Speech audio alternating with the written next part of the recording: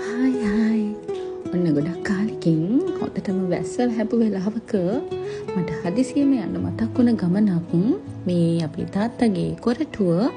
ඉතින් හස්බන්ඩ්ගේ තාත්තා ඇත්තටම එයා පෙන්ෂන් ගියාට පස්සේ මේ වගේ එයා ගෙදරම ගේ ළඟම එයාගේ ගෙදරක මෙන්න මේ විදිහට වගා කරනවා. ඉතින් ඒක මම හිතන්නේ මේ වගේ පරිසරයත් එක්ක ඉන්නකොට සබාධාමත් එක්ක ජීවත් වෙනකොට ඒක ශරීරයට වගේම අපේ මනසටත් හොඳයි. ඉතින් තාත්තත් එහෙම තමයි.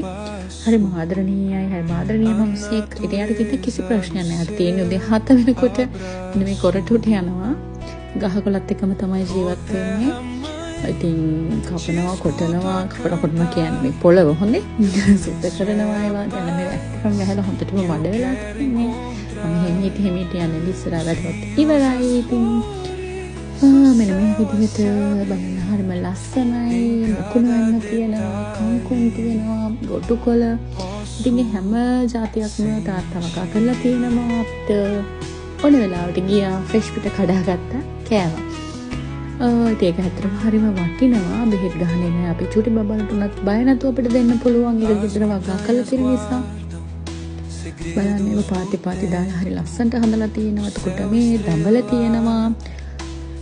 දඹල නම් කාලයක් තිස්සම මම හිතන්නේ ඒක පොඩි කාලයක් කලලා හිටිනවා පළදාව.